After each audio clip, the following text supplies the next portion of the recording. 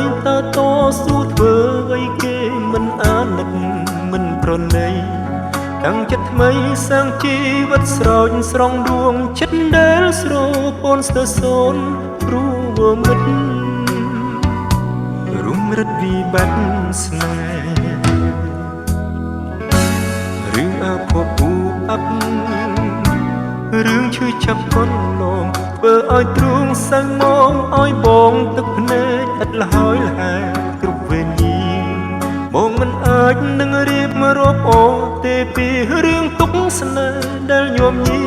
ធ្ងន់ធ្ងរជាងធរណីកាយជីវិតកងវល់លាហើយលាមែនលាហើយក្តីស្នេហ៍ដែលមានតែទឹកភ្នែក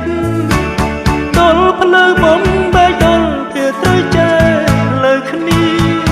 វាពុំងាលាស្នេហ៍ពឺពលរឿងទុកខ្វាយខ្វល់សូមរសាត់តាមខ្យល់នីមល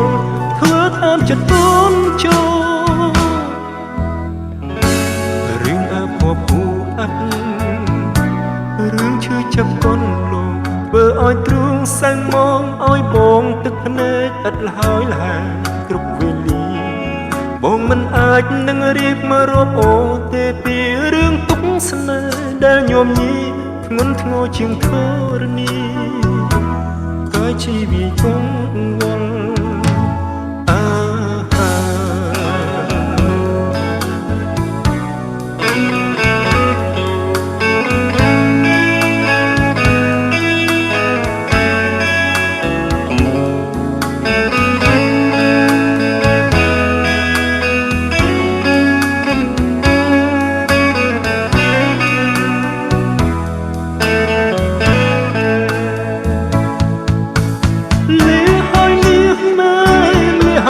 ស្នេហ៍ដែលមានតែទឹកភ្នែ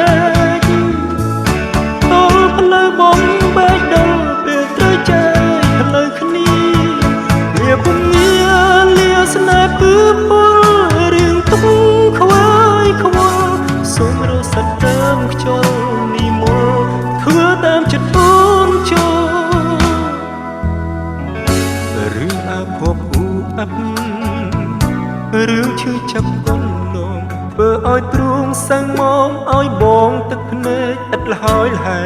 គ្រប់វេលាបងមិនអាចនឹងរៀបរាប់អូទេពីរឿងទុកស្នេហ៍ដែលញោមញីធ្ងន់ធ្ងរជាងធរណីកាយជីវិតកងវល់ធ្ងន់ធ្ងរជាងធរណីកាយជីវិតកងវល់ធ្ងន់ធ្ងរជាងធរណីកាយជីវិតកងវល់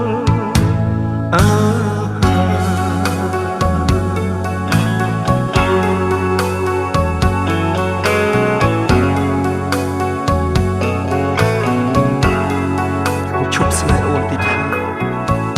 ឈប់នឹកអូនទីថាលីហាមាសមានលីហើយក្តីស្នេហ៍ដែលគ្មានក្តីអាណិត